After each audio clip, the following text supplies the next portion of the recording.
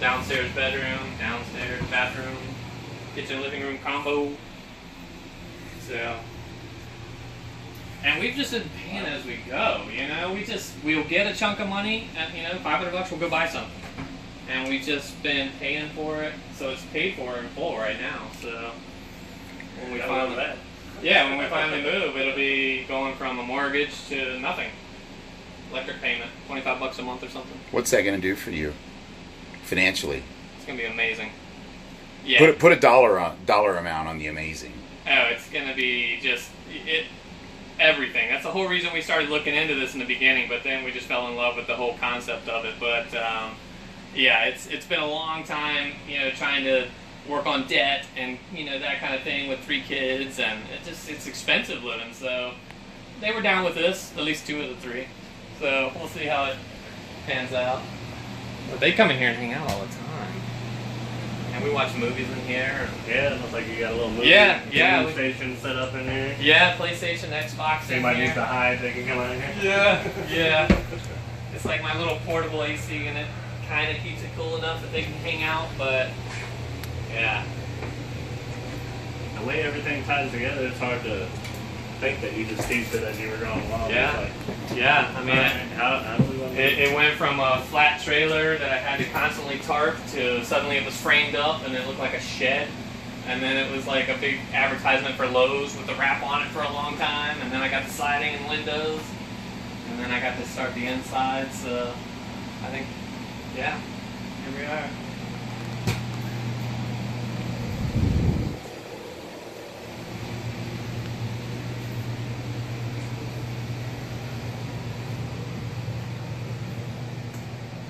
Yeah, I've got just like minimal stuff left to do. You know, I'm gonna do a couple more things, and that's it. Be ready. Yeah, this thing looks like it could roll today. It's livable right now. Yeah, you could definitely live in it. I got the hot water heater running last weekend, so that's up and going. So, yeah. What's your budget so far, Tim? We have put 22,000 into it. Total from us to now. Yeah. So we've kept it fairly. I've done all the labor myself, so that's really been the best thing. Is I haven't had to really hire on too many people. I had a couple people come in and help on some of the more tricky, you know, installs with electrical and stuff. But yeah, everything else labor-wise has been me. So it's the way to do it if you can. But, yeah. Room 4-5. Room 4-5, yeah, the number 5. So room FOR, the number 5.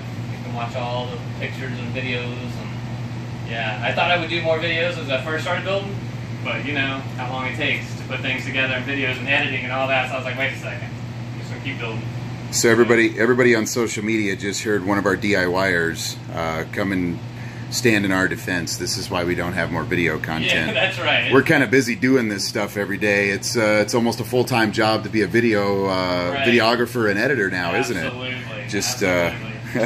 This is one of these rare opportunities where we get to actually shoot some video with one of our DIYers out in the wild. We get to see you, you know, living and breathing, and this is real. This isn't a fad or a no. We're not making up success stories of people that are standing in their completed homes. Well, I'll here we are in yours. I mean, my wife tried to talk me into this 7 years ago, and I thought she was crazy. I said, "What do you mean tiny house? What is that?" You know, and then it was like 2 years later, she's like, "Here, take a look." You know, I started reading more into it, and I was like, "This is something really cool. This is, you know, it's not for everybody though." I have a lot of people that's like, "Oh, I love tiny house." I'm like, "Well, come look at mine." And then they get in here and they're like, "Oh, this is cool, but I don't think I could do, you know, this." I said, "Well, you know, it's not for everybody." Yeah. You know, but in comparison to like RV life or something like that, I mean, I lived in an RV with my wife and kids for 9 months, and you know, you walk in. Here's the difference. Like it feels like a solid house. This is over your basement. Yeah, absolutely. It feels the same, you know. Yeah. And not like a diving board. Yeah, so many people, other people walk in, they're like, "This is amazing inside." You know, I can't believe how open it kind of feels. You know, so.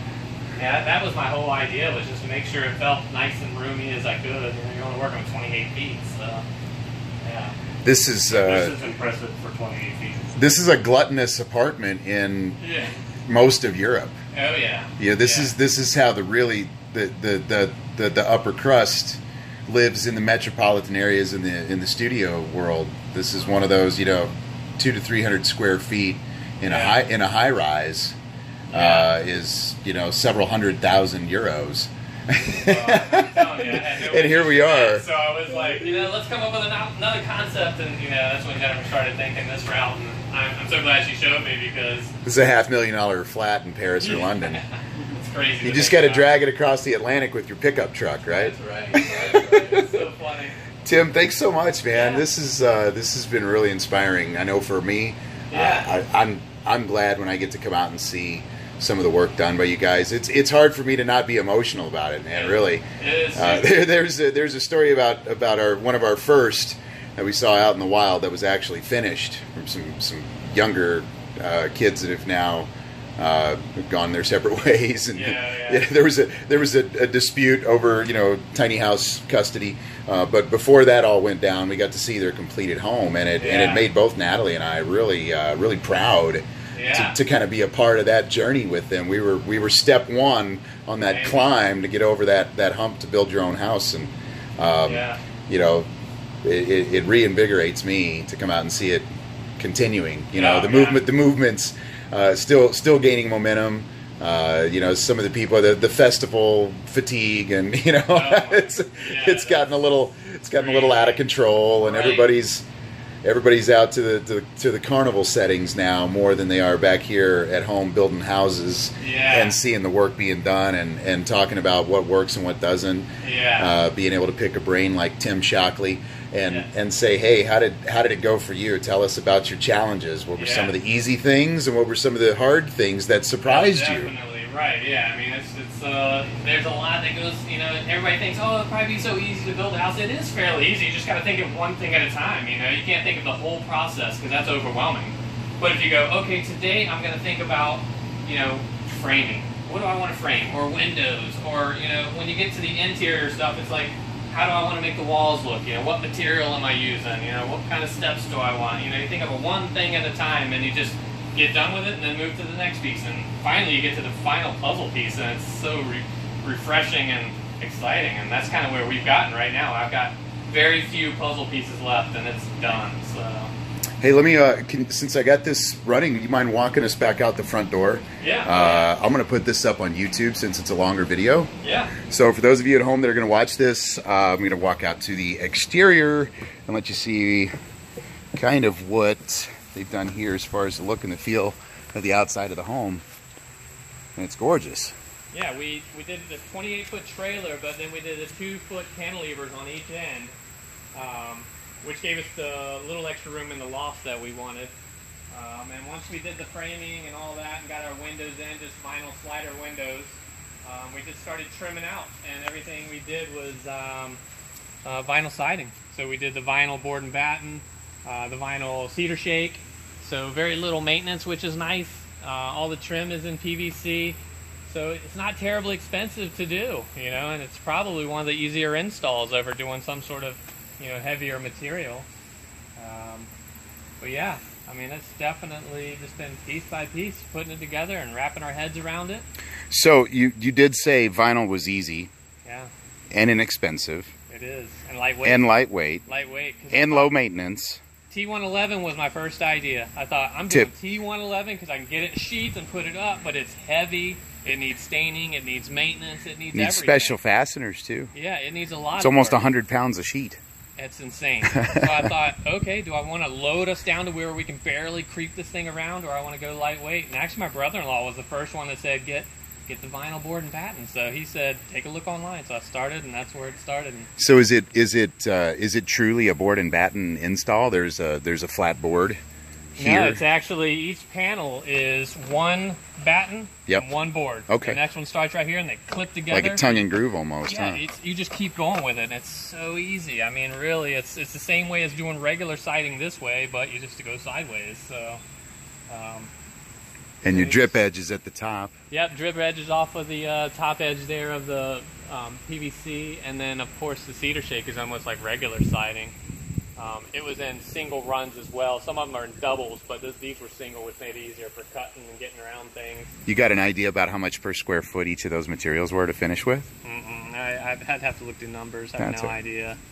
But you remember it being remarkably inexpensive compared to other things you'd looked at? Yeah, T111 would have been cheaper to go that route, but I probably spent maybe $800 or $900 more on this siding, but now I don't have to do anything to it, which is peace of mind. And yeah, so by the time you get it all said and done, I probably spent $2,000 in trim and siding. That includes all the PVC top and bottom, you know, trim for around the doors and whatnot.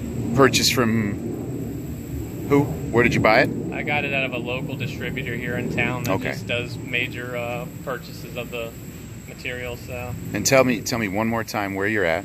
In Virginia Beach, Virginia. And how do we find you on social media? You can look us up on Facebook at Room for 5, the number 5.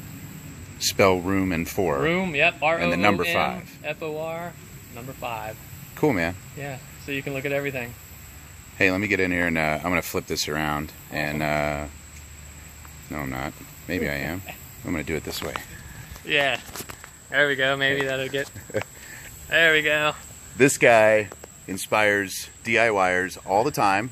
I hope you guys hit him up, harass him even. Buy some wedding cakes from him. Yeah, that's right. Yeah. Have a bakery as well. So, yeah.